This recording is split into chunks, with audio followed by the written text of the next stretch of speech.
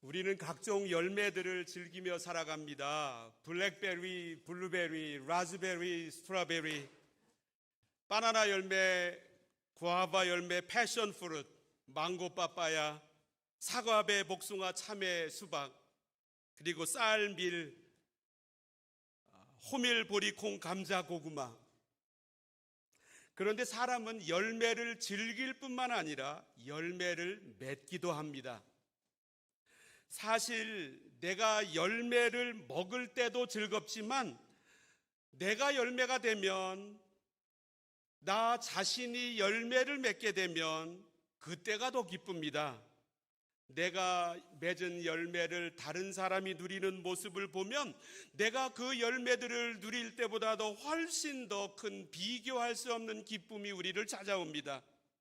하나님께서 우리를 택하신 이유도 바로 여기에 있었습니다. 요한복음 15장 6절에서 예수님이 이렇게 말씀하셨습니다. 너희가 나를 택한 것이 아니요 내가 너희를 택하여 세웠나니 이는 너희로 가서 열매를 맺게 하고 또 너희 열매가 항상 있게 하여.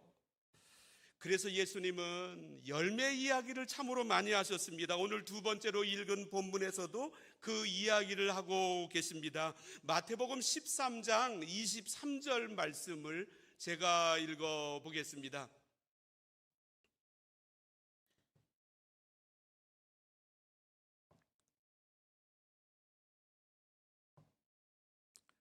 좋은 땅에 뿌려졌다는 것은 말씀을 듣고 깨닫는 자니 결실하여 어떤 것은 100배, 어떤 것은 60배, 어떤 것은 30배가 되느니라.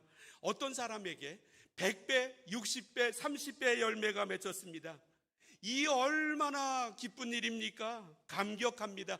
나에게 이런 열매가 맺히다니. 사람들은 열매를 맺을 때 기뻐합니다. 어떻게 하면 열매를 맺을 수 있을까요? 그것도 100배, 60배, 30배의 열매를. 첫 번째로, 열매는 씨앗으로부터 출발합니다. 우리는 열매를 생각하면서 스스로 이렇게 물어봅니다. 열매를 맺는 사람들을 보면 나하고 원래부터 출발선이 다른 사람들이야. 나에게는 없는 특별한 능력이 애초부터 그들에게 있었어. 봐라, 저 사람 애초부터 금수저로 시작했지 않은가? 조금만 노력해도 많은 것을 가질 수 있었던 저 사람의 스펙을 땅이 열매를 생산해냅니다. 그러나 열매는 땅으로부터 시작하는 것이 아닙니다. 열매는 씨앗으로부터 시작합니다. 씨앗이 자라나 열매를 맺습니다. 내 인생의 열매를 내가 맺는 게 아닙니다. 열매는 나로부터 시작하지 않습니다. 내 모습이 어떠하든, 내 형편이 어떠하든 내 안에 심겨진 이 씨앗이 나로 하여금 열매를 맺게 합니다. 그래서 이 씨앗이, 복음의 씨앗이, 하나님 나라의 씨앗이 내 안으로 들어와야 합니다. 누구든지 어떤 형편에서든지 이 씨앗을 내 안에 모시기만 하면 나로 하여금 상상할 수 없을 정도의 열매를 맺도록 만들어 놓습니다. 얼마만큼요? 100배로, 60배로, 30배로. 내 인생의 수준이나 능력과 상관없이 열매를 맺을 수 있습니다. 왜냐하면 씨앗이 자라나 결실하기 때문입니다. 이것이 기쁜 소식입니다. 복음입니다. 성경은 내 삶에 많은 흐트러짐이 있을 때, 오류가 있을 때 나를 교훈하고 책망하고 바르게 하고 의로 교육합니다. 그런데 이것이 성경의 전부가 아닙니다. 성경은 우리가 의기소침에 빠졌을 때나 엉망진창이 되었을 때나 마치 진흙탕에 빠져서 도저히 헤어나오지 못할 만한 상황이 되었어도 우리를 다시 세우는 책입니다. 성경은 우리가 다른 사람들의 잘못에 의하여 만신창이가 되었어도 우리가 열매를 맺을 수 있도록 인도하는 책입니다. 다른 사람들 뿐만이 아니라 나 자신이 자초한 허물로 인하여 인생이 망가졌다 할지라도 나를 다시 일으켜 세워 열매를 맺게 하는 책이 성경입니다. 저는 요새 성경을 전체적으로 새롭게 읽으면서 새로운 깨달음을 하고 있습니다.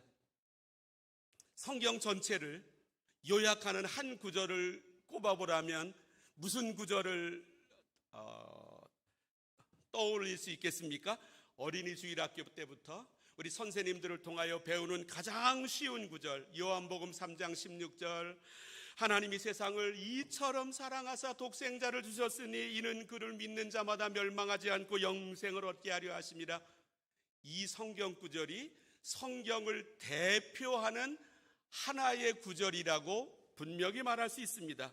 그런데 이 성경 66권을 관통하고 있는 큰 주제 중에 하나가 고린도전서 1장에 나옵니다. 고린도전서 1장 26절을 제가 읽어보면, 형제들아 너희를 부르심을 보라. 육체를 따라 지혜로운 자가 많지 아니하며 능한 자가 많지 아니하며 문벌 좋은 자가 많지 아니하도다.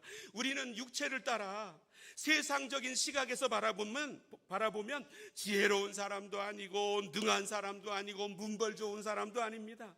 27절을 읽어보겠습니다.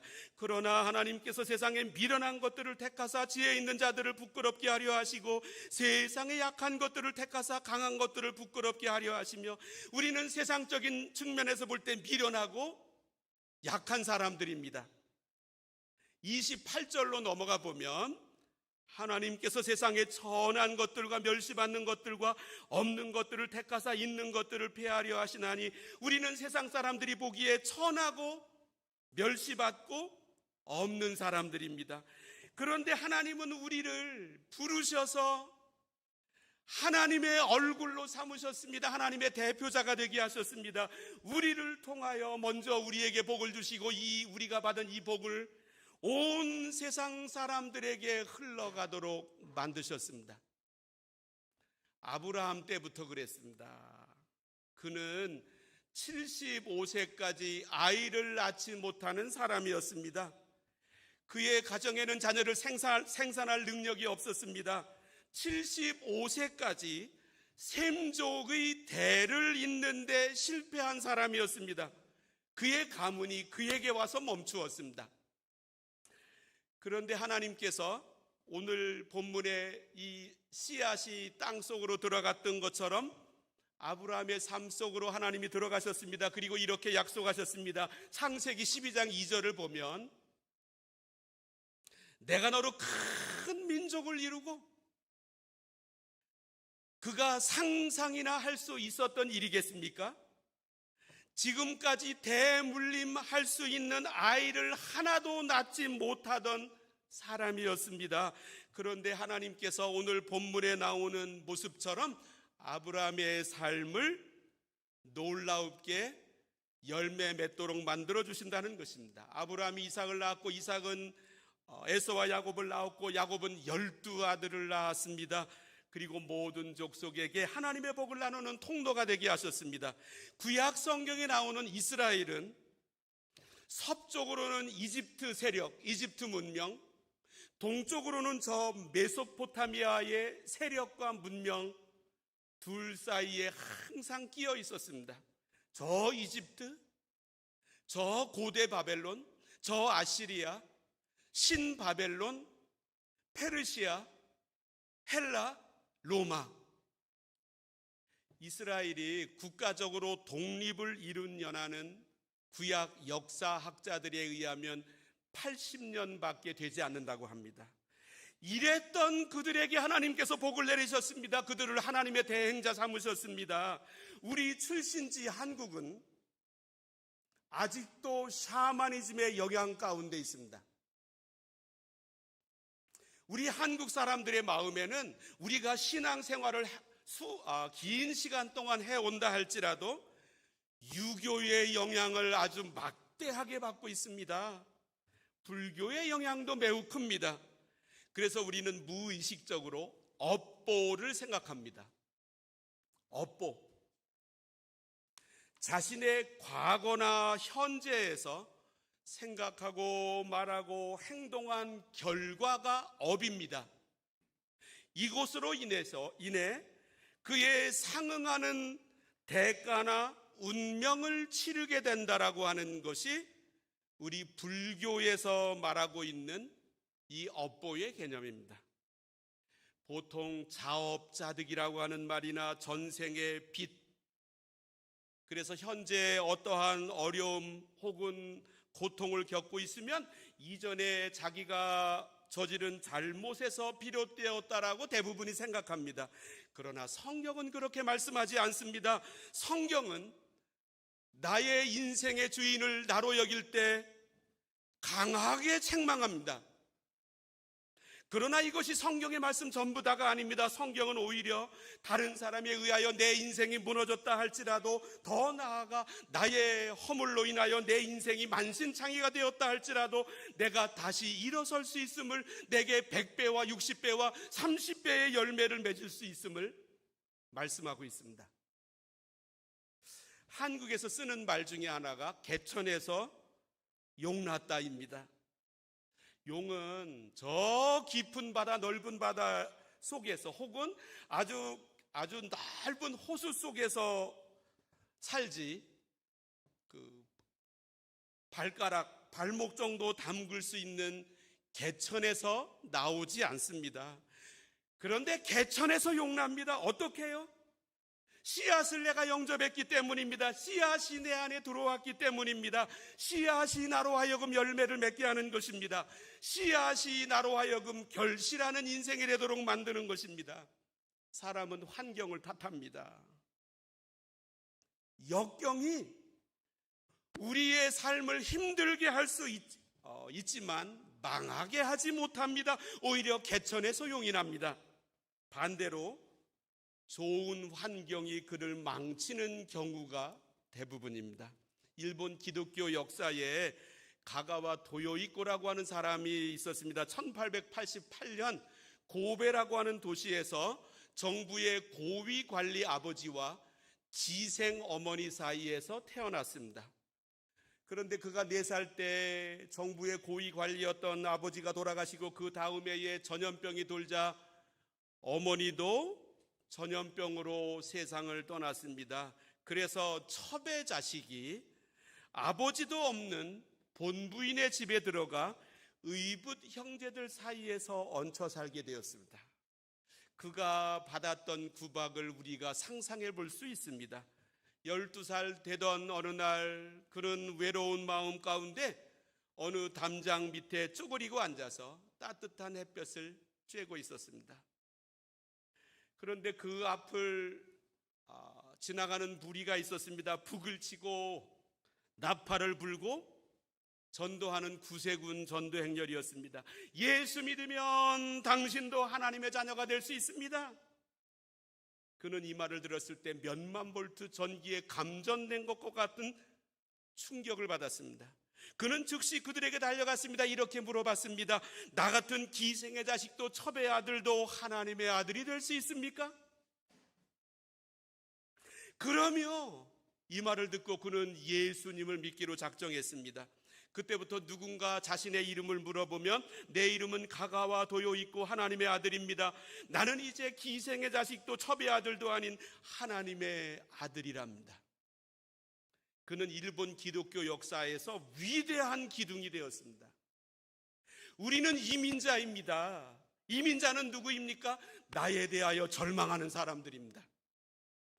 이민자는 우리 주류 사회인들 앞에서 지혜로운 자도 아니고 능한 자도 아니고 문벌 좋은 자도 아닙니다. 세상적인 시각에서 미련하고 약한 사람들입니다. 세상 사람들이 볼 때 천하고 멸시받고 없는 것들인 사람들에 불과합니다. 그런데 씨앗이 내 안에 들어오기만 하면 내 인생은 완전히 달라집니다. 100배, 60배, 30배의 열매를 맺을 수가 있습니다. 그 씨앗을 내가 받아들여야 합니다. 모셔야 합니다. 이 씨앗은 예수 그리스도입니다. 그래서 우리 하나님께서 우리를 이곳으로 이민 보내셨습니다. 이민 가서 주류 사회에 치이고 살다가 인생 끝나라고 하는 말씀이 아니라 이곳에서 씨앗인 예수님을 모시게 되면 나의 능력과 상관없이 그 씨앗이 내 인생을 100배, 60배, 30배의 열매 있는 사람으로 만들어 놓습니다. 두 번째, 씨앗에 대한 반응이 열매를 좌우합니다. 우리는 늘 생각합니다. 열매를 맺는 사람에게는 하나님께서 특별한 선물을 주셨다. 나하고는 다른 나에게는 없는 아주 좋은 선물을 저 사람은 가지고 있다. 그래서 저 사람이 좋은 열매를 맺을 수 있다. 그것에 비하여 나를 바라보니 나는 받은 것이 거의 없다. 오히려 갖추지 못한 것들이 많이 있다. 맨날 나의 연약한 모습만 이렇게 크게 보입니다. 그렇지 않습니다. 오늘 본문을 보면 씨앗이 뿌려졌습니다. 그런데 땅마다 다른 종류의 씨앗이 뿌려진 것이 아니었습니다. 뿌려진 씨앗에는 차이가 없었습니다. 똑같은 씨앗이 뿌려졌습니다. 그런데 어떤 사람에게는 하나님의 은혜가 나타나서 100배, 60배, 30배 열매를 맺게 되었고, 다른 어떤 사람에게는 아무런 열매의 소식이 없습니다. 왜 이렇게 된 것입니까? 19절 말씀을 읽어보겠습니다. 아무나 천국 말씀을 듣고 깨닫지 못할 때는, 깨닫지 못합니다. 천국 말씀을 들었습니다. 그러나 깨닫지 못합니다. 이 깨닫지 못한다라고 하는 말씀을 우리 화면에 아랫부분에 보면 영어 번역본 NIV를 실어 놓았습니다. 첫 번째 줄 맨 마지막에 보면 and does not understand, 이해하지 못했습니다. 그래서 천국 말씀을 내 안으로 받아들이지 못했습니다. 다시 말해보면 어떤 진수성찬이 내 앞에 차려졌습니다. 그런데 그 음식을 내가 섭취하지 않았습니다. 그래서 그 음식이 줄 수 있는 온갖 종류의 영양분이 내 것이 되지를 못했습니다. 오늘 본문에서 씨앗은 모든 땅에 뿌려졌습니다. 다 같은 씨앗이 뿌려졌습니다. 그처럼 모든 사람이 똑같이 교회에 앉아 있습니다. 똑같은 설교를 듣습니다. 똑같은 성경을 읽습니다. 똑같은 찬송을 부릅니다. 교회에서 똑같이 생활합니다. 그런데 그에게는 들렸음에도 불구하고 깨닫지를 못했습니다. 이해를 하지 못했습니다. 그 말씀이 나에게 100배, 60배, 30배의 열매를 준다라고 하는 생각을 하지 못했습니다. 그래서 받아들이지 않았습니다. 그런데 다른 어떤 사람들은 그 말씀의 뜻을 깨달았습니다. 23절을 읽어보면 좋은 땅에 뿌려졌다는 것은 말씀을 듣고 깨닫는 자니, 그가 말씀을 들었습니다. 영어 번역본 두 번째 단 중간 이후에 보면 and understands it, 말씀을 들었습니다. 깨달음이 왔습니다. 영어 번역본을 통하여 보면 그 말씀의 뜻이 이해가 되었습니다. 그래서 그 말씀의 뜻을 받아들였습니다. 영접했습니다. 그 사람이 한 것은 영접이 전부입니다. 그 다음에 열매 맺는 것은 그 사람의 소관이 아닙니다. 그 안에 들어간 씨앗이 해야 하는 일입니다. 씨앗이 그로 하여금 결실하도록 만들었습니다. 지난 시간을 보면 똑같은 내용을 가지고 전도하여도 어떤 이는 받아들이고 어떤 이는 믿지 않습니다. 어떤 사람은 지나가는 길에 한마디를 듣고도 구원을 받게 되고, 어떤 사람은 수십 년 동안 생애 전부를 걸쳐 말씀의 부탁을 받았어도 믿지를 않습니다. 바로 여기에서 질문이 생깁니다. 이렇게 놀라운 선물인 그 씨앗을 왜 내 안으로 영접하지 않습니까? 19절 말씀을 다시 읽어보겠습니다.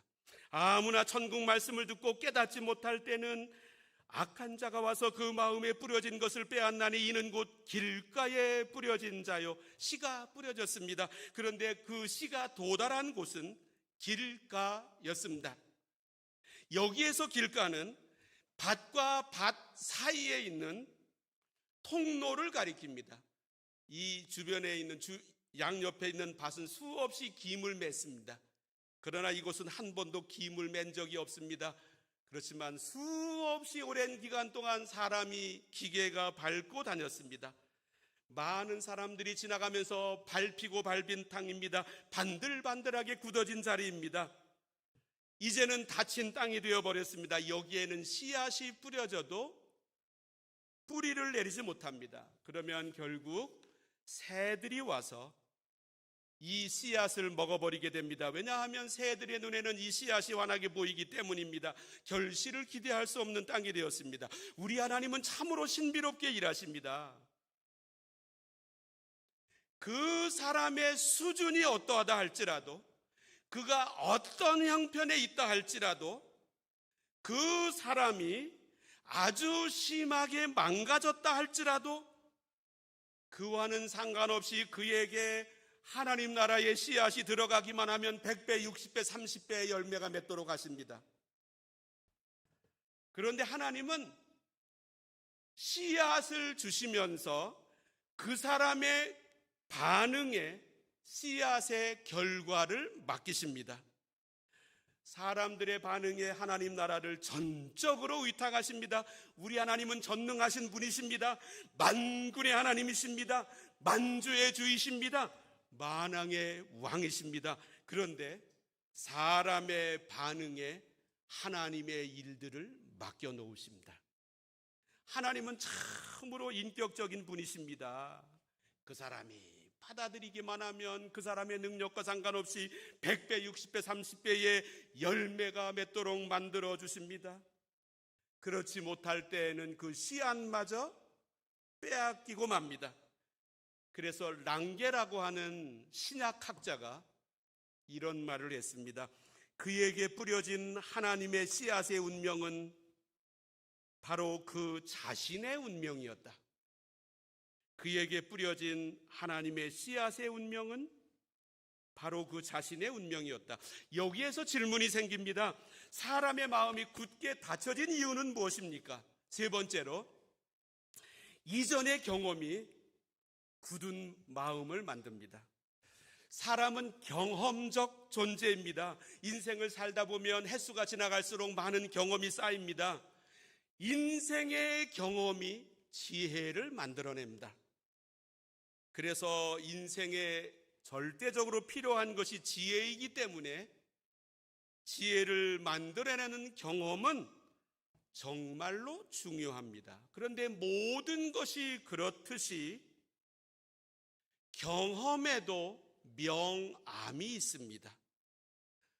밝은 면과 어두운 면이 경험에도 있습니다. 아무리 좋은 음식이라 할지라도 그 음식만 먹게 되면 도리어 해가 됩니다. 모든 음식에는 반드시 몸에 좋은 부분과 몸에 전혀 유익을 끼치지 못하거나 오히려 과하면 해가 되는 요소가 반드시 들어 있습니다. 그래서 음식을 골고루 먹어야 건강해집니다. 동전의 양면이라고 하는 말도 있습니다. 한쪽 면만 있는 동전은 없습니다. 우리가 지금까지 축적해온 경험의 세계도 마찬가지입니다. 경험은 지혜를 만들어냅니다. 그러나 경험에도 명암이 있고 동전의 양면처럼 한 번 경험을 하고 난 다음에 그 사람의 생각이 어두워질 가능성이 대단히 많습니다. 자, 우리 함께 사는 식구들이 있습니다. 뭐 남편도 있고 아내도 있고 자식도 있고, 그래서 우리는 이렇게 생각할 수 있습니다. 나는 내가 함께 살아가는 사람을 너무나 잘 알아. 반드시 그럴까요? 내가 내 자식을 남들보다 더 모를 수 있습니다. 함께 사는 식구를 다른 사람보다 더 모르는 부분이 있을 수 있습니다. 왜냐하면 경험을 통하여 내가 이미 거기에 동화되었기 때문입니다. 내가 이미 거기에 물들어 있기 때문입니다. 가족과 함께 살면서 이미 나는 가족들에게 물이 들어버렸습니다. 오랫동안 같은 음식을 먹었습니다. 같은 것을 보면서 같은 자리에서 함께 나누며 살았습니다. 그러다 보면 실제로 가족의 모습을 제대로 못 볼 수 있습니다. 노란색 안경을 쓰고 있으면서 어찌 다른 색이 보이겠습니까? 거기에다 내가 물들어 있다라고 하는 사실도 모를 수 있습니다. 이처럼 경험한 일 때문에 내 생각이 둔해지고 판단이 흐려질 수도 있습니다. 여기에서 더 나아가서 한두 가지 경험을 하고 난 다음에 내가 모든 것을 다 안다라고 결론 맺을 가능성도 대단히 많습니다. 이런 일이 있습니다. 나하고 가깝게 지내던 사람이었습니다. 나하고 함께 일을 했습니다. 나하고 많은 거래를 했습니다. 그런데 어느 날 그 사람이 나를 배반했습니다. 나를 속였습니다. 그때 내 입에서 이런 반응이 나올 수 있습니다. 세상 사람들 다 못 믿겠네. 한 번 속았습니다. 한 사람에게 배신당했습니다. 그런데 세상 사람들 다 못 믿겠다고 하는 생각이 드는 것입니다. 믿을 수 있는 존재는 오직 자기 자신밖에 없다라고 하는 것입니다. 어떤 처녀가 한 총각과 이성교제를 했습니다. 인생의 그 시기에는 당연하게 교제를 해야 합니다. 그런데 교제하던 그 총각으로부터 상처를 받았습니다. 그리고 나서 이 처녀가 이렇게 말을 합니다. 남자들은 다 나빠. 남자들은 다 도둑놈이야. 이렇게 말할 수 있습니까? 한두 사람에게 속았다고 해서 세상 모든 사람들을 다 못 믿겠다고 할 수 있습니까? 내가 만났던 한두 사람이 좋은 사람이라고 해서 세상 모든 사람들 다 좋다라고 여길 수 있습니까? 어떤 한 사람이 교회에 다니는 사람과 오랫동안 거래를 했습니다. 내가 거래한 그 사람은 교회에서 상당한 직분도 있던 사람이었습니다. 그런데 어느 날 그 사람으로부터 많은 실망을 받았습니다. 그가 나에게 힘든 일을 했습니다. 나를 속였습니다. 그리고 나서 이렇게 말합니다. 예수 믿는 사람들 안 좋아. 저는 이런 얘기 참 많이 들었습니다. 예수 믿는 사람들은 다 안 좋은 사람들입니까? 우리가 교회 생활을 이제 수십 년 하지 않습니까? 교회가 지나갈 때 어려운 과정을 통과할 수 있습니다. 몸살을 할 때도 있습니다. 그러다 보면 그 어려운 일이 교회의 전부다라고 여길 수 있습니다. 그래서 교회로부터 거리를 두며 살아갈 수 있습니다. 지금까지 내가 경험해 본 교회가 교회의 전부이겠습니까? 하나님의 가장 좋은 선물은 아직 도착하지 않았습니다. 그래서 하나님께서 오늘과 내일을 선물로 주시는 것입니다.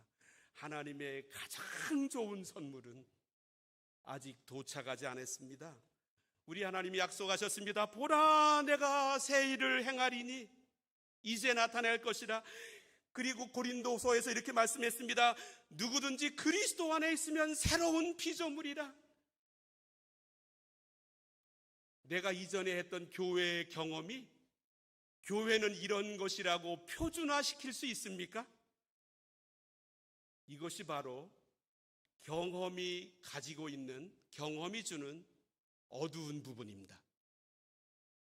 이것이 바로 길가와 같은 마음입니다. 마음이 반들반들해졌습니다. 굳어졌습니다. 그래서 이제는 자기의 생각만 신뢰하고 누구의 말도 듣지 않습니다. 편견을 가지고 살아갑니다. 선입견으로 꽉 차 있습니다. 자기가 경험한 것만이 전부라고 생각합니다. 사도 바울이 바울 되기 이전에 사울이었을 때가 그랬습니다.